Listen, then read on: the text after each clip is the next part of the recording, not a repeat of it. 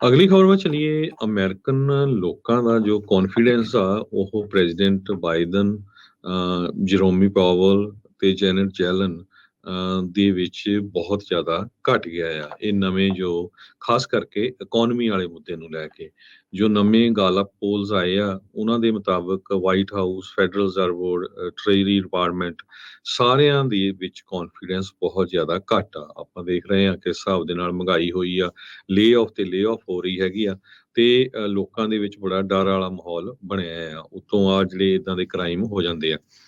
ਜੋ Gallup polls ਆਏ ਆ ਅੱਜ ਸਵੇਰੇ 35% ਅਮਰੀਕਨਸ ਕਹਿੰਦੇ ਆ ਵੀ ਸਾਡਾ ਪ੍ਰੈਜ਼ੀਡੈਂਟ ਬਾਈਡਨ ਹੋਣਾ ਦੇ ਵਿੱਚ ਕੌਨਫੀਡੈਂਸ ਆ। ਇਹ ਲੋਐਸਟ ਲੈਵਲ ਆ ਜਿਸ ਟਾਈਮ ਦੇ ਉੱਤੇ ਪ੍ਰੈਜ਼ੀਡੈਂਟ ਜਾਰਜ ਡਬਲਯੂ ਬੁਸ਼ ਸੀਗੇ। ਉਹਨਾਂ ਨੇ ਓਵਲ ਆਫਿਸ ਨੂੰ 2008 ਚ ਆਕੂਪਾਈ ਕੀਤਾ ਸੀ। ਉਸ ਟਾਈਮ ਦੇ ਉੱਤੇ ਇਦਾਂ ਦੀ ਜਿਹੜੀ ਸਿਚੁਏਸ਼ਨ ਬਣੀ ਸੀ, ਉਸ ਟਾਈਮ ਤੇ ਬੜਾ ਗਲੋਬਲ ਫਾਈਨੈਂਸ਼ੀਅਲ ਕ੍ਰਾਈਸਿਸ ਆਇਆ ਸੀ 2008 ਦੇ ਵਿੱਚ ਵੀ। ਸੋ ਅੱਧੇ ਜੋ ਰਿਸਪੋਂਡੈਂਟਸ ਆ ਆਲਮੋਸਟ 48% ਉਹ ਕਹਿੰਦੇ ਵੀ ਸਾਡਾ ਕੌਨਫੀਡੈਂਸ ਹੈ ਨਹੀਂ ਪ੍ਰੈਜ਼ੀਡੈਂਟ ਬਾਈਡਨ ਉਹਨਾਂ ਦੇ ਵਿੱਚ ਜਦੋਂ ਇਕੋਨਮੀ ਦੇ ਲਈ ਆਉਂਦਾ ਹੈਗਾ ਆ। ਇਸੇ ਤਰ੍ਹਾਂ ਜਰੋਮੀ ਪਾਵਲ ਹੋਣਾ ਦੀ ਜੋ ਰੇਟਿੰਗ ਆ ਉਹ ਉਹਨਾਂ ਦੇ ਯੂਐਸ ਸੈਂਟਰਲ ਬੈਂਕ ਦੇ ਮੁੱਦੇ ਨੂੰ ਲੈ ਕੇ ਇਨਫਲੇਸ਼ਨ ਨੂੰ ਕਿਸ ਤਰ੍ਹਾਂ ਫਾਈਟ ਕਰਨਾ ਹੈਗਾ ਆ, ਉਹ ਵੀ ਬਹੁਤ ਜ਼ਿਆਦਾ ਘਟ ਗਈ ਆ। 36% ਯੂਐਸ ਦੇ ਜੋ ਅਡਲਟਸ ਆ ਉਹ ਕਹਿੰਦੇ ਪਈ ਫੇਅਰ ਅਮਾਉਂਟ ਆਫ ਕੌਨਫੀਡੈਂਸ ਹੈਗਾ ਸਾਡਾ। ਜਰੋਮੀ ਪਾਵਲ ਜੋ ਚੇਅਰਮੈਨ ਹੈ ਯੂਐਸ ਫੈਡਰਲ ਰਿਜ਼ਰਵ ਬੋਰਡ ਦੇ, ਜਿਨ੍ਹਾਂ ਨੇ 10 ਵਾਰ ਹੁਣ ਈਵਨ ਇੰਟਰਸਟ ਰੇਟ ਵਧਾਇਆ ਆ ਪਿਛਲੇ ਕੁਝ ਮਹੀਨਿਆਂ ਦੇ ਵਿੱਚ, ਪਰ ਹਜੇ ਵੀ ਇਨਫਲੇਸ਼ਨ ਬਹੁਤੀ ਕੰਟਰੋਲ ਦੇ ਵਿੱਚ ਨਹੀਂ ਆ ਰਹੀ। 28% ਜੋ ਰਿਸਪੋਂਡੈਂਟਸ ਆ ਇਸ ਪੋਲ ਦੇ ਵਿੱਚ ਉਹਨਾਂ ਨੇ ਇਹ ਕਿਹਾ ਵੀ ਸਾਡਾ ਜਰੋਮੀ ਪਾਵਲ ਦੇ ਵਿੱਚ ਕਿਸੇ ਤਰ੍ਹਾਂ ਦਾ ਕੌਨਫੀਡੈਂਸ ਹੈ ਹੀ ਨਹੀਂ ਹੈਗਾ। ਇਸੇ ਤਰ੍ਹਾਂ ਜੈਨਟ ਜੈਲਨ ਉਹਨਾਂ ਦੇ ਵਿੱਚ ਵੀ ਜੋ ਕੌਨਫੀਡੈਂਸ ਆ ਉਹਨਾਂ ਦੇ ਵਿੱਚ ਵੀ ਕਾਫੀ ਘਟਿਆ ਹੈਗਾ। 37% ਜੋ ਪੋਲ ਕੀਤੇ ਗਏ ਲੋਕ ਆ ਉਹਨਾਂ ਨੇ ਕਿਹਾ ਵੀ ਸਾਡਾ ਟ੍ਰੇਜਰ ਸੈਕਟਰੀ ਜੋ ਹੈਗੀ ਆ ਜੈਨਟ ਜੈਲਨ ਉਹਦੇ ਵਿੱਚ ਕੌਨਫੀਡੈਂਸ ਆ ਸਿਰਫ 37%। ਤੇ 38% ਲੋਕ ਕਹਿੰਦੇ ਆ ਵੀ ਜੋ ਰਿਪਬਲਿਕਨਸ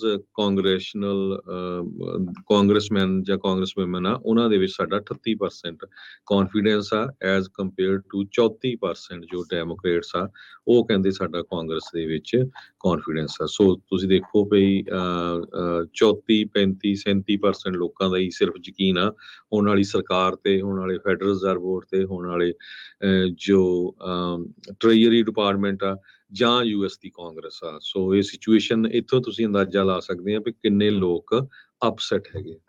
ਜੀ ਬਿਲਕੁਲ ਇਹੀ ਨਹੀਂ, ਬਾਈਡਨ ਉਹਨਾਂ ਦੇ ਆਪਣੇ ਜਿਹੜੇ ਨੰਬਰ ਆ ਉਹ 36% ਅਪਰੂਵਲ ਰੇਟਿੰਗ ਦੇ ਉੱਤੇ ਪਹੁੰਚ ਗਏ। ਆਲ ਟਾਈਮ ਲੋ ਆਪਾਂ ਕਹਿ ਸਕਦੇ ਹਾਂ ਵੀ ਇਹਨਾਂ ਦੇ ਥੱਲੇ ਆ।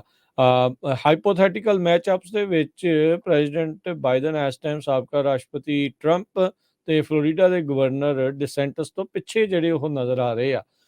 ਬਹੁਤ ਸਾਰੇ ਜਿਹੜੇ ਡੈਮੋਕ੍ਰੇਟਸ ਆ ਜਿਹੜੇ ਖਾਸ ਕਰਕੇ ਪ੍ਰੋਗਰੈਸਿਵ ਆ ਉਹ ਚਾਹੁੰਦੇ ਆ ਵੀ ਮੈਦਾਨ ਖੁੱਲ੍ਹਾ ਹੋਣਾ ਚਾਹੀਦਾ ਡੈਮੋਕ੍ਰੇਟ ਪਾਰਟੀ ਦੀ ਪ੍ਰਾਇਮਰੀਜ਼ ਦੇ ਲਈ, ਪਰ ਜਿਹੜੀ ਡੀਐਨਸੀ ਹੈ ਡੈਮੋਕ੍ਰੇਟ ਨੈਸ਼ਨਲ ਕਮੇਟੀ ਉਹ ਚਾਹੁੰਦੇ ਨਹੀਂ ਆ ਵੀ ਬਾਈਡਨ ਉਹਨਾਂ ਨੂੰ ਪ੍ਰਾਇਮਰੀ ਦੇ ਵਿੱਚੋਂ ਗੁਜ਼ਰ ਕੇ ਐਜ਼ ਏ ਕੈਂਡੀਡੇਟ ਜਿਹੜਾ ਆ ਉਹ ਉੱਥੇ ਪਹੁੰਚਣ। ਇਹਨਾਂ ਨੇ ਆਲਰੇਡੀ ਐਲਾਨ ਕਰ ਦਿੱਤਾ ਆ।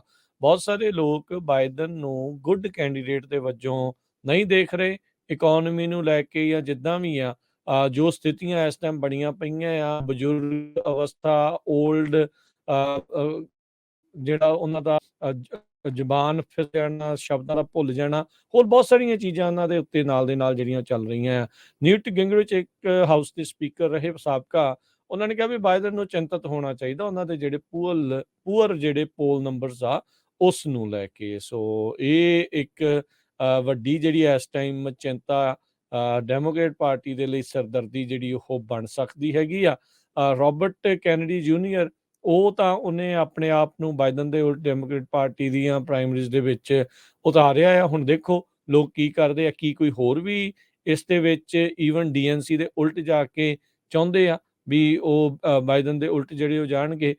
ਪਰ ਡੈਮੋਕ੍ਰੇਟਸ ਦੇ ਕਹਿ ਸਕਦੇ ਆ ਵੀ ਜਿਹੜਾ ਭਵਿੱਖ ਨੂੰ ਲੈ ਕੇ 2024 ਦੀਆਂ ਇਲੈਕਸ਼ਨ ਨੂੰ ਲੈ ਕੇ ਬਾਈਡਨ ਕਮਲਾ ਹੈਰਿਸ ਦੀ ਇਸ ਟਿਕਟ ਨੂੰ ਲੈ ਕੇ ਡਾਵਾਂਡੋਲ ਸਥਿਤੀ ਜਿਹੜੀ ਉਹ ਬਣ ਸਕਦੀਆਂ ਜਿਉਂ-ਜਿਉਂ ਇਲੈਕਸ਼ਨ ਜਿਹੜੀਆਂ ਨਜ਼ਦੀਕ ਆਉਣੀਆਂ ਆ।